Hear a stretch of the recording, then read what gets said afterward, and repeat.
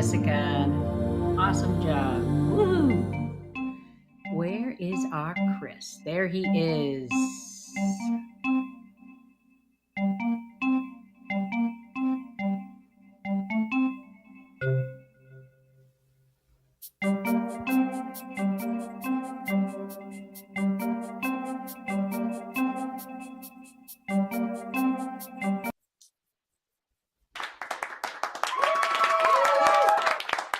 And here we sit, finally after all. Hey, Danny, how you doing, doll?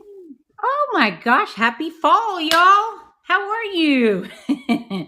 Well, it might be fall in America, but it's spring here in South Africa. And let me tell you, we are cooking. Worse than a Thanksgiving turkey. Isn't that Funny amazing? how that reversal of fortune actually works. All right. Folks, this is the weather, kind right? of... Sorry, just repeat that quickly. You're headed into hot weather now, right? Big time. Big time. We're in the middle of a heat dome, believe it or not. And it's in the middle of what is supposed to be our monsoon season. But you know what? Normally it's that humidity before the heavy rainfall. But you know what? Maybe the bad needs to come before the good ultimately suffices. And here I see our guest has logged in. I'm just going to quickly see if I can invite her to video. But folks, this is the kind of whimsy that you can expect. We were on hiatus for a little while. My name is Chris Nell from South Africa, and beside me is Daniela, and our guest Jessica has just arrived. And as we do on this program, we have to always welcome our guests and make them feel extra welcome, courtesy of an intro. Now, you know as well as I that the opposite to loneliness and addiction, wait for it, is community in recovery. We all know that no person, man or woman, is an island. And so rubbing shoulders with people whom have an adequate amount of clean time can become a post for learning. A noble quote from our previous guest, Alex Talbot from Canada, states the following, and listen carefully if you're here for the very first time. RecoverWE is community. In the second to third year of the program of AA, students and adherents are motivated to try their hand at perhaps starting their own meeting, or even influence some form or another of community. True to form, in accomplishing this goal, we now stretch our wings and extend our footprint to one of the 4 institutional seats of Europe and welcome Jessica Weis to our program. Jessica is culture-rich and articulate, and since achieving sobriety, she has worked tirelessly to institute a recovery community, dragging constituents on the continent into the very heart of the 21st century. In the conversation to follow, she chats with us on her journey to recovery and what stirred inside in her spirit to begin planning the very first sober gathering in the very heart of Luxembourg. Jessica, welcome. Hello. Hi. Lovely to be here. Thank you for having me. It's only a pleasure. So to kick off, tell us, just give us an overview of how it is that you became embroiled in addiction and achieved sobriety. Okay, so I started going out quite early in my life. So I was out and about from the age of 15. I very quickly got into the party lifestyle here in Luxembourg, and by the age of 19, I moved to London in England. And then obviously the party lifestyle took on a new level, basically. Sure. And it was just all the time, whether it was weekdays, weekends, it was just full on. I did my studies over there, so it was like the typical university kind of drinking, over the top, but, you could handle the hangovers and you'd just be back out again the next day, drinking again kind of thing. But it was, that was just a done thing. So it wasn't a problem then. There was no, it's just normal student kind of drinking. And then once I finished my studies, I started working in real estate, and there is a massive drinking culture in that work environment. So it's encouraged to go out after work, weekdays, we'd all rock up at work the next day being very hungover, but it was fine. The company directors, they were like, yeah, tits and teeth, just go back out there and do the viewings. It's fine,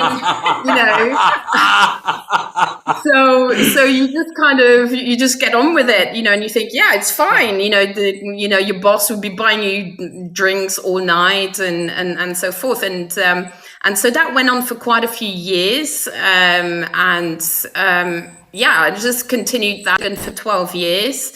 It was weekdays, weekends, all the time. So pretty much the whole time I was there. I never had a break from it, ever. And I couldn't have imagined a break back then because it was part of my persona. It's how people knew me, party Jess and good time Jess. And you could always count on me to be at the bar with you, buying shots and just getting horrendously drunk, stumbling out of bars and clubs at crazy hours in the morning. And, so that went on for quite some time. And then I think at the end of my 20s, I started to have a bit of a daily kind of habit of drinking. Crack open the wine in the evenings. I mean, back then I obviously was single, or I was in relationships, but it was toxic relationships. So we were all kind of on that same level, and we were, influencing each other. Come on, let's have a drink tonight. Doesn't matter that it's only a Tuesday. Who cares? And so it was, that's what we did. And I think a lot of people in London live that lifestyle and still do to this day. In fact, not just London, I think all over the world, this is is a done thing. You hit the nail on the head there. Yeah, right. And then, so then when I turned 30, my dad died, unfortunately, and that was back in Luxembourg. And I decided, okay, I needed to get myself back to Luxembourg to spend time with my family who are still here. So that's my mom and my sister.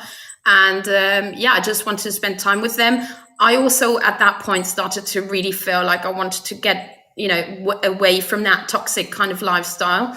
And I thought, okay, moving back to Luxembourg, sleepy Luxembourg, I'm going to be absolutely fine there. And I get my life into, I get a grip on life and everything will be back to normal before I know it, get a job and be fine. Well, it didn't quite work out that way because, by then I think my alcohol tolerance was already nicely built up. And so I just continued that kind of lifestyle once I moved back here. Luxembourg does have a big drinking culture. So, you'll get drunk pretty much everywhere. Whenever there's like an occasion, any occasion is a good excuse to get drunk. So I was in it before I knew it. I was back on the booze, always stayed on the booze basically. And then by the age of 32, I was pregnant with my son. And I didn't drink during my pregnancies, but as soon as I stopped the breastfeeding, I was like, right, give me wine. I just want my social life back. I want to be myself again. And with that was always the wine. And here we drink something called Cremant, which is like a Prosecco Cava type thing. And you get it here as well. Yeah. So, and it was hard, having a baby, it was tough. It was testing for me. And so alcohol was really my release. I used it as a crutch. And, so I just got back on it. And also my, environment. So my friends, family, they're all quite big drinkers as well. So, it was just easy to get back into that. Anyway, so by then, the daily habit was continuing, and then my daughter was born when I was 36, and I really started to feel like I was not doing well combining motherhood and that kind of lifestyle, but I just didn't know a way out because it's kind of all I knew. That was the way I could help myself feel better. I suffered from anxieties, depressions. There were things from the past that were still kind of, on my mind. But whenever I was drinking, I was able to just forget about the problems or forget about those anxieties, and yeah. And as long as you stay drunk.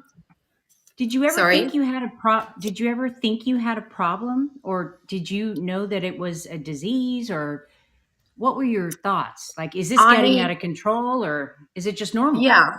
I knew I was drinking a lot, but I always justified it to myself. I always thought, no, you don't have a problem, but it would always be at the back of my mind. I'd think, well, you're drinking a lot, but then no one ever questioned me about it because everyone does the same thing. So you think, yeah, I'm fine. I'm just doing like everyone else does.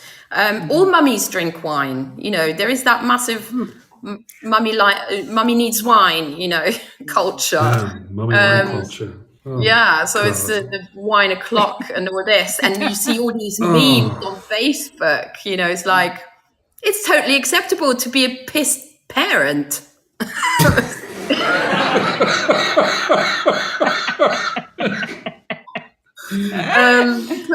So that's how I got away with it. And then, so that went on, and I just, with time, and I think as you get older, you just can't handle the hangovers like you did before. You'd go to work and be hanging by the skin of your teeth, just somehow trying to get through your day. I mean, I consider myself as a grey area drinker, so I'm not someone who was on the booze at 8 o'clock in the morning, but I'd be clucking in the afternoon thinking, oh my God, get me the wine, 4 o'clock, 5 o'clock, it couldn't come quick enough to get myself home and open that bottle of wine. The high functioning alcoholic, terrible business. Yeah. And it's a catch-22. So you'd think, no, today I'm not going to drink. Today's Monday, I'm not going to drink today. No. Who are you kidding? It comes 4 o'clock and you're like, oh my God, I need a drink. And then, the empty bottles were, my bottle bin was constantly overflowing. I was literally stashing the empty bottles in the garage. Ridiculous. So embarrassing with the neighbors as well. You'd make it to the bin, to empty them. And you're like, oh God, just quickly put them in the bin and run off so that the neighbors wouldn't see you. So it just got worse and worse, and my anxieties and depressions and bad sleep and bad skin and feeling bloated, looking bloated and unhealthy, just all of it was just getting too much until 1 year ago. So I'm sober 1 year, and a year ago thank you. So I just decided enough is enough. There was quite a few things that have happened when you're parenting and you're ashamed. You just think, what kind of image is that to give to your children to look like that? That is not okay, and there was a couple of incidents a year ago where I thought, no, enough is enough. If your daughter comes down in the morning and you say, did you dress yourself going to bed? Because she only has half her pajama on, and she goes, no, mummy, you dress me. And you think, oh my God. Right. So that's not okay. She's a 4-year-old. She needs me to dress her, put her to bed safely. And then the drink driving is a big problem. I touch wood and thank God that nothing's ever happened. But, drink driving is a big thing here in Luxembourg because public transport is possibly not the greatest, especially in the evenings. So everyone just gets drunk and drives home. And I was one of them. I did that too. And not cool if you have children in the back of the car, So how did you get sober? Because you guys don't have any resources there, right? No, this is the thing. It's like, what the hell? So actually, 2 years ago, I found this podcast called Over the Influence, and I started listening to it in the car. And I was like, oh my God, there's like people like me, normal people like me, who had an alcohol problem just like I did, and they got sober, and they continued on to do some amazing things. Like everyone you speak to who gets sober seems to do like really cool stuff, which you can't do when you're always drunk, because you're either hungover or you're drunk or you're lethargic, unmotivated, depressed and anxious. Miserable. Nobody takes you Angry. seriously. Exactly. No one takes you seriously. Or hangry, which is hungry and angry together. Terrible stuff. That's never a good combination. Never. No, because you also have the hangxiety. So yeah, that's why I love doing this show. You girls. Do you not have that saying over there? No, not anxiety. I know hangry. Well, remember, I'm an outsider, so I'm learning as I go. That's why I hang out with an American most of the time. I want to know more about this outsider business. Why are you an outsider? Because I love the outsider mentality.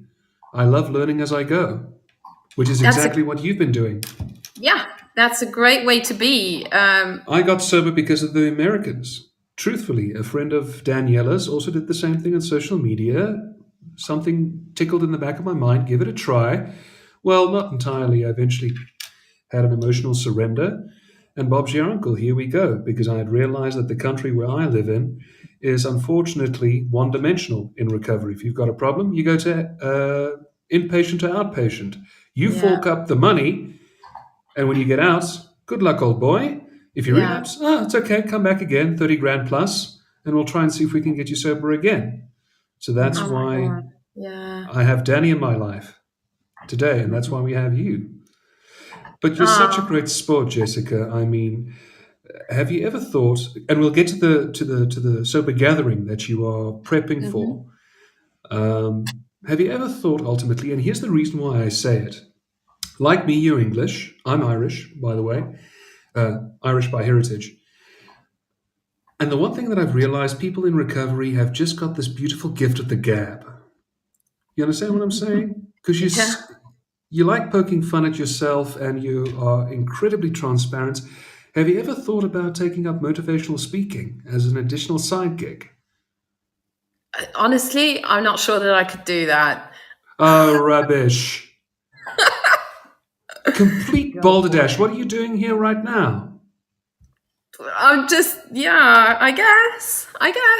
It's, I guess what I like to do is motivate people to try the sobriety path and do it that. And you have done it on your social media, which I love because you're incredibly transparent in that stuff. Yeah, because, if I can do it, anyone can. And that's what I'm trying to get across here. Because, there's so many people who are in exactly the same boat as me, and I know it. I've been with them. I know these people, Yes. And there's so many of them. But, okay, you have to reach a point where you really think, okay, I have a problem, or I want to look at my relationship with alcohol. I want to change something in my life. You need to get to that point first, because there's no point me preaching to you if you don't want to hear it. And also, I don't want to preach. I don't want to be one of those people who goes, stop the drink, it's really bad for you. You come over here, be sober, everything's going to be all right. No.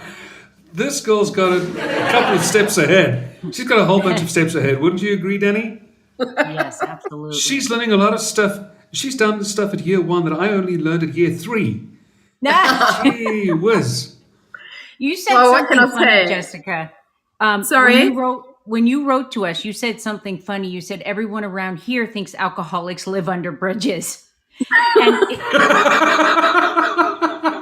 it makes sense. I mean, a lot of people don't have what we have in America and even most parts of Europe. You're in a small country. I mean, what is it like over there for a person getting sober? Like, how did you do it? Like, were you alone? Were you? Yeah, I was pretty much on my own with it. Well, I say that, I found this amazing sober community on Instagram. Like, who thought that I would hang on Instagram pretty much every day since going sober? So great. But I found more support with strangers than certain close people in my life, and I've made friends with them. A couple of them are actually flying out to Luxembourg this weekend to come to my event, which is amazing. Yeah, so there's some really, really good people there, and you just connect really because you have a big thing in common, right? Something that you can really talk about, and it's very personal. You're telling a complete stranger your deepest, darkest secrets. Some of the secrets you would never even tell your closest friends. Yes. You know, True. and True. so you make friends quite quickly that way.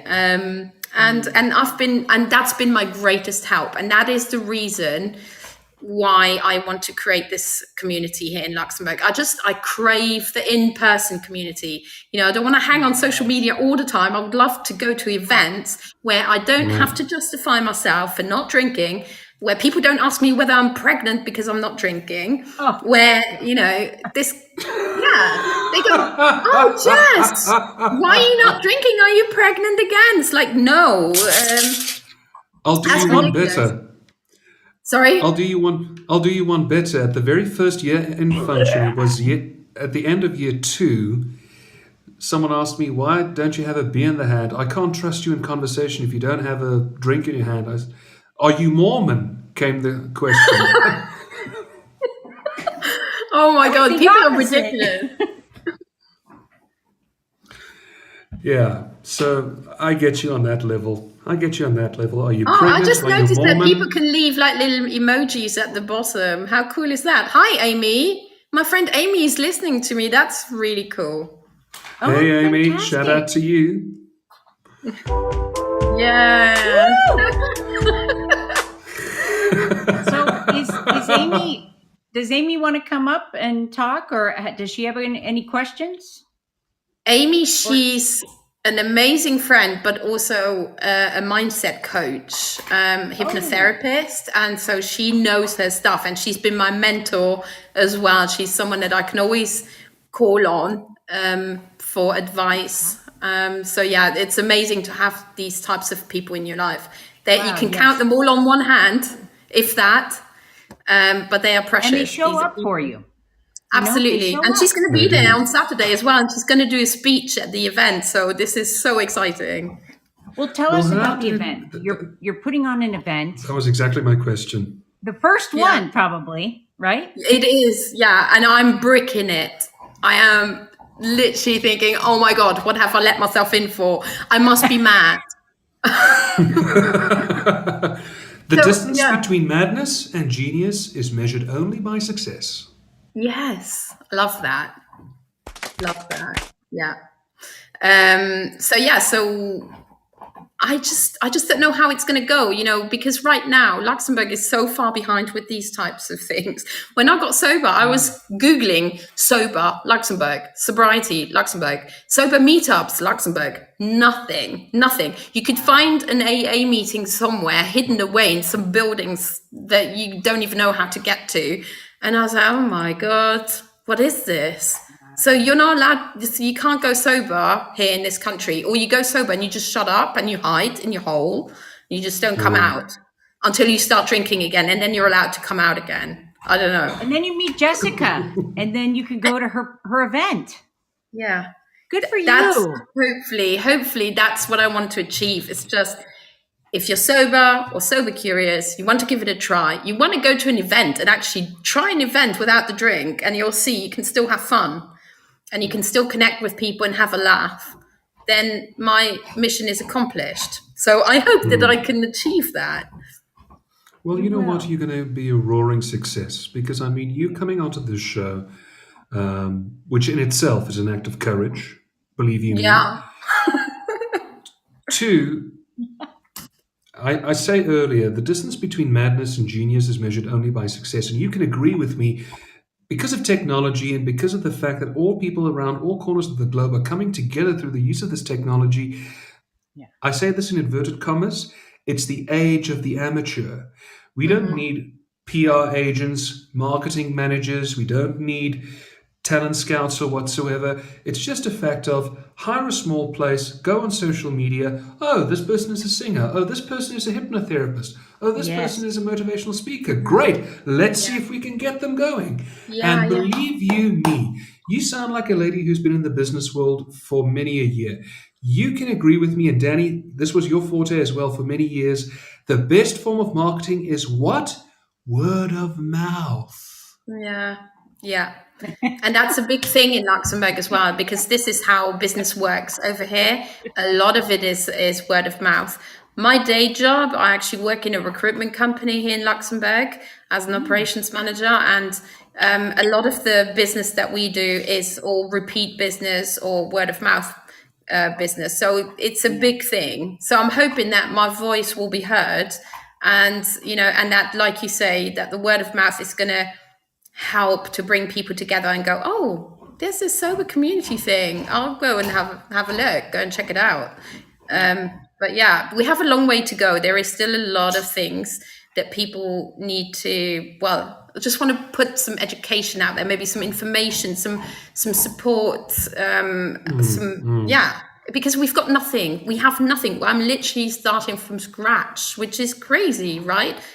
We're 2022. I mean, what the hell? But countries all over the world have been doing this for years, and then there's little old Luxembourg still, with their cremon and with their beer. I don't know. So do you have a group of people that are going? How did you find the people, or how do you get a sober community going in Luxembourg? Yeah, it's literally. I mean, I had some interviews with some magazines. They are contacting me as well. They're starting to hear, oh, what's this sober thing about? Who does that? We want to know more. What is this that you're organizing? So they're contacting me, and then they're writing articles about it, and then word of mouth, and just talking about it, and just being open about it, and sharing the hell out of it. Yes. That's all you can do. So sorry, go ahead. Danny, ladies first. So what other countries are nearest to you, and are they close enough to where they can go to the event? Yeah.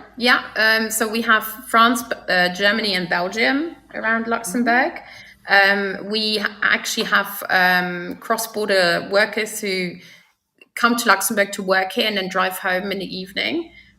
So there's definitely the surrounding regions that could definitely take part in these events, and that's what I'm hoping for as well, just to branch out. Absolutely. Yes. Wonderful. Just a panhandle away from everything. Even though were you born and raised in Europe, or were you born in the United Kingdom and then moved to No, I was born Europe? and raised in Luxembourg, so I am a Luxembourger. So Right. You've just learned something new again. See. And yeah, I moved to England when I was 19. I moved to England for love, stupidly, and then I decided to stay, even though that didn't work out.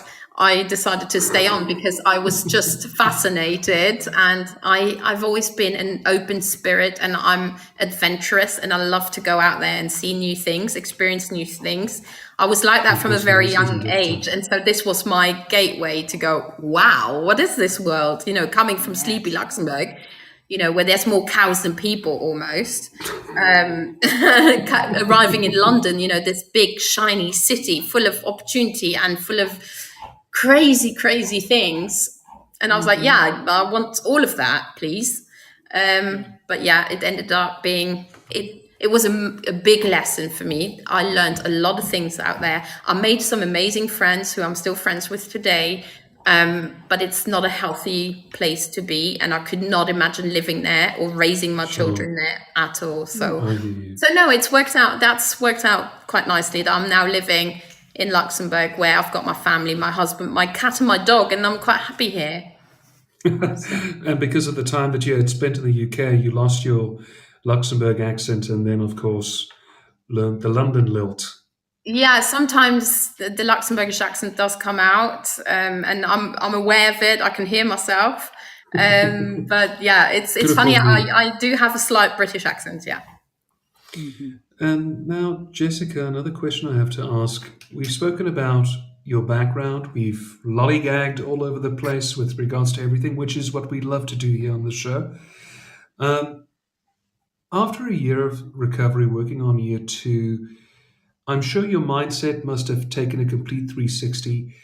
As I like to ask a lot of people, what are some of the life lessons that you have learned that have helped you survive that you can pass on to other people who are viewing this program? For honestly, you learn a lot about yourself. You don't realize how much you're actually suppressing when you're drinking, the emotions. You know, when I first got sober, I actually went to therapy. I went to see a psychologist, and I needed support because I was overwhelmed by my emotions. So that's a big thing when you go sober. You have to deal with your emotions. You can't just, crack open the bottle to try and suppress those feelings. You have to face them. And this is where you learn how tough you are, because you think that you're not tough enough, but you are. You can overcome these things. You just have to deal with them and put them behind you, because when you're drinking, you always, you have it in the back of your mind, but you don't want to hear it. You ignore it. So that was one thing that I had to learn, is to, wow, what's all these emotions I'm feeling all of a sudden, and I'm having to face them. And you do get over that. You do work on them, and you get cleverer and wiser, and you learn to, it's all about mindset. It really is. You have to work a lot on yourself. And then once you have, like, at first in sobriety, you have this amazing feeling because you're sleeping better, you look better, you glow, you have all these benefits, and everyone's saying, wow, you look amazing, and all this. And then you go, and then it goes down, it goes downhill a bit in terms of your mental health, because Slipstream. once the pink glasses wear off, what are you left with? It's yourself, the person that looks at you in the mirror every day, and you think, what are you doing? What have you been doing these last few years, and what have I missed out on? And then you have to learn who you are again. You're not just the party girl. You're not just the person who likes their wine too much and who just goes to gatherings to get drunk. You learn what you like again and what you enjoy. I actually learned that I'm an introvert. I thought Rubbish. I know. See, that's true. It's true. People who knew me before, that's their reaction as well. They go, "No, you're not." Well, I am. I like being by myself these days as well. I enjoy my alone time, which I never did before. I was always afraid of being alone because I was uncomfortable being with myself and feeling, and it makes me feel uncomfortable. I need someone around me. And now I feel comfortable enough in my skin to just be and just have silence and enjoy it and do things that I enjoy, and I'm reading so much more these days. I'm listening to podcasts, listening to audiobooks, I just love going for walks, whereas I never had the energy to do that. I go for long walks. It's silly little things like that you start, well, silly, I call them silly, they're not silly. It's the little things that you start to enjoy again, and you start noticing things that you stopped noticing before. On your drive to work in the morning, when you see a sunrise, you go, wow, look how beautiful that is. Whereas before it was, oh my God, I'm so hungover, I feel like shit. Oh my God, how am I going to do this? Oh my God, how am I going to do this thing? Oh my God, I hate myself. I feel guilty and I feel ashamed of being so crap. And you arrive at work and you've completely missed the sunrise. Right. So it's all about learning about yourself and handling your emotions. And I think the most important thing that I can say is, don't be afraid to ask for help. I think that is such a big thing. Whether you have some people in your community that can help you, that will listen to you, that will give you that pep talk on a day where you don't feel great, because you will have those days. It's not all like butterflies and rainbows and everything's fine. No, you will have tough days. But the tougher days, honestly, they last a lot less long when you're sober. Whereas before, it was an ongoing thing. Whereas now it feels like, okay, I can have a bad day, but pretty much all the time, I wake up the next day and be like, right, new day, I feel good, I've slept well, and I'm ready to rock. So that's what's happened on my journey. And when I listen to other people talk, it's kind of what everyone's pretty much saying. Everyone has that kind of experience, but each each person has their own experience. So Mhm. just go easy on yourself. Just be patient, be nice to yourself, speak to yourself as if you were speaking to little you, because I think this is also Yeah. a problem. We Good often idea. we are often hurt. The little us inside of us is the person who's actually been hurt. And it's about giving compassion to yourself, because I think we're quick to bash ourselves, to just to not be very nice to ourselves. So yeah, I think that is another big thing. Just be patient. Rome wasn't built in a day. No, it wasn't. 1 year and you Jessica, are just killing it, girlfriend. Danny, you took the Amazing. words right out of my mouth. And I just Jessica, want to pay that, and that sober energy forward to other people and be like, right, if I can do it, you can do it. And if you want to jump on my train, I'll come and I'll help you. I can give you that pep talk if you need it. That's awesome. henceforth, why she's known as the sober monkey. Yeah, Jessica, first off, congratulations. I speak thank for the you. both of us, where it needs to be said, you are wise beyond your years. The knowledge that you have No, thank accrued you. at 1 year, bloody hell, I envy you. And I'm excited. I'm ex- I'm excited for you to see 1 plus 1 becoming 2, 2 becoming 4, 4 becoming 8. Yeah, love It's that. Yes. etc., etc. And seeing you grow, and winners want to see other winners win. All the blessed, and I mean all the blessed, for this upcoming get together. If you'd like to get in Thank touch you. with Jessica Wise, get in touch with her via Instagram at the following handle. Listen carefully: sober monkey underscore 4 seasons. Again, that's That's sober me. monkey underscore numero 4 seasons. And you can get in touch with her to get regards with details of this upcoming event.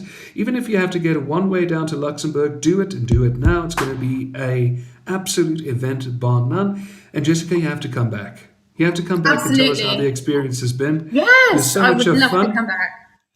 And we're going to make this an hour and a half discussion because you're such a great talker. And I want to see you have your own podcast because you are a talker, my girl. Gift of the You're gap. amazing. Gift of the gab. Folks, if you missed out on this episode, do not worry. It will be available on demand on Apple Podcasts and all other major outlets. Do keep in touch with Danny at Doing It Sober on Instagram, or you can get in touch with me at Chris Snell Media on Instagram. Until we see each other next time, this has been Doing It Sober Live, because life is better when you're doing it sober. Bye-bye. Bye. Bye bye. Thank you.